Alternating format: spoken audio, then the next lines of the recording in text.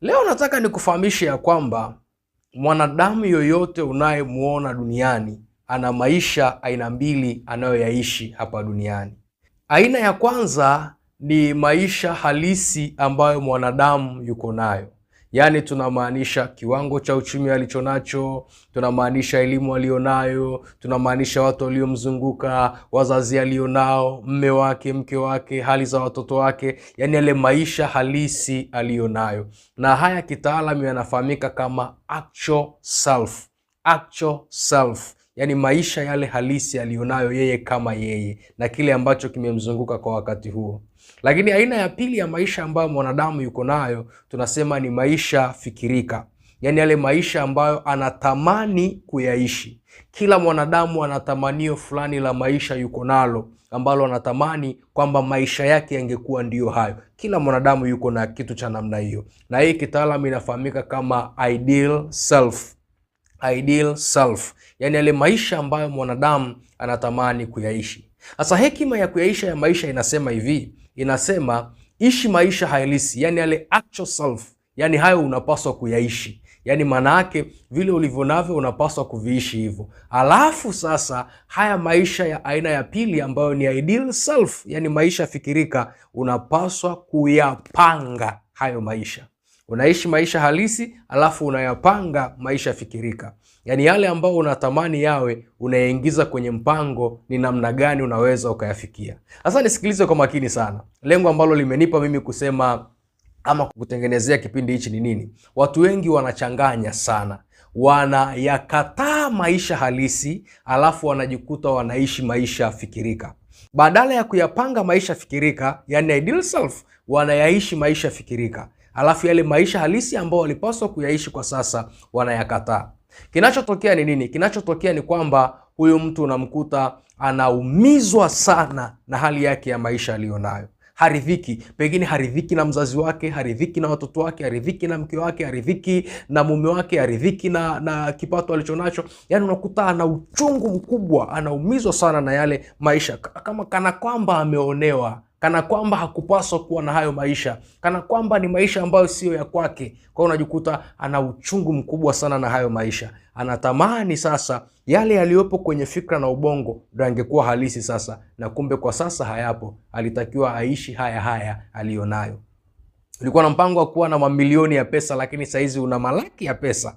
Unapaswa kuishi malaki ya pesa. Hasa mwingine anaweza akayakasirika yale malaki ya pesa na akaona pengine haya anaweza yasiwe na maana kwake. Lakini pia hii inaweza ikamsababisha mtu akawa na maisha feki, kwa sababu anajaribu kuishi maisha fulani ambayo yapo kwenye ubongo, sio na wala sio yale maisha ambayo yuko nayo halisi. Kwa hiyo anaishi maisha feki.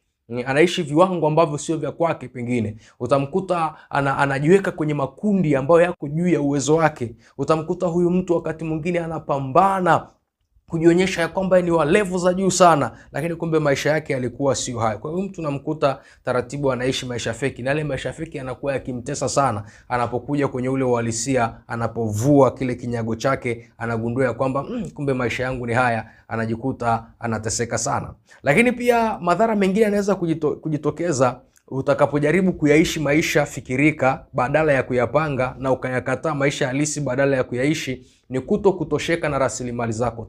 Rasilimali zako zinakuwa hazikutoshi tena, hazikutoshelezi, kwa sababu hizo rasilimali ndogo unazitumia kufanya maisha makubwa unayoyafikiria. Kipato kidogo unakifikiria kukifanyia matumizi makubwa unayoyafikiria. Kwa taratibu unajikuta kile kipato hakikutoshi. Lakini ungekuwa unaishi yale maisha yako halisi, unayaishi yale maisha halisi, huku unapanga yale unayoyatamani, kile kipato kidogo ungeweza kukitumia kikakusaidia sasa, na kikakuwezesha kuyafikia yale maisha ambayo umekuwa ukiyafikiria kwa ajili ya huko baadaye. Lakini pia kujaribu kuyaishi maisha fikirika na kuyakataa maisha halisi inakusababishia kuzivuruga hatua zako za ukuaji.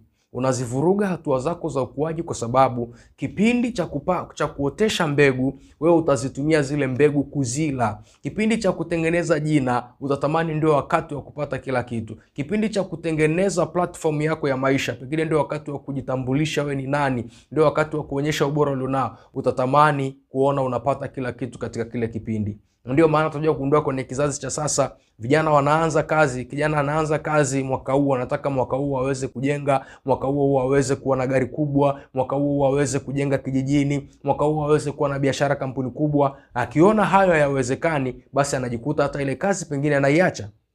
Kwa sababu anatamani kuja kuishi maisha fulani ambayo yako kwenye ubongo, ambayo haya alitakiwa yapange na wala sio kuyaishi. Lakini pia inaweza ikakusababisha wakati mwingine kujidharau, kujikatia tamaa, kwa sababu kila mara utajiona kama ambaye unachoka sana na huwezi kufikia katika vile viwango ambavyo umekuwa navyo, na mwisho wa siku dira ya maisha inaweza kupotea.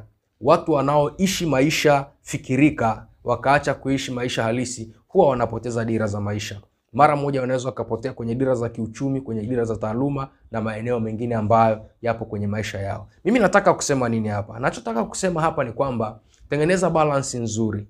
Kwanza, yaishi haya ulionayo, kipato hicho ishi.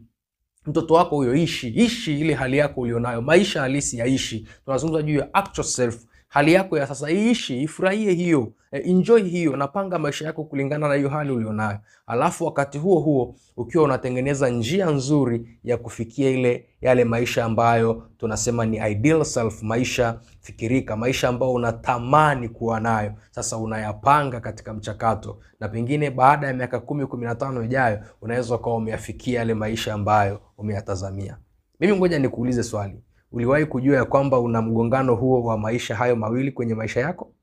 Pengine ulikuwa hujawahi kufahamu. Sasa hebu jiulize swali leo. Wewe unaishi maisha yako halisi na umepanga maisha unayoyatamani, au unaishi maisha unayoyatamani na umeyakataa maisha yako halisi?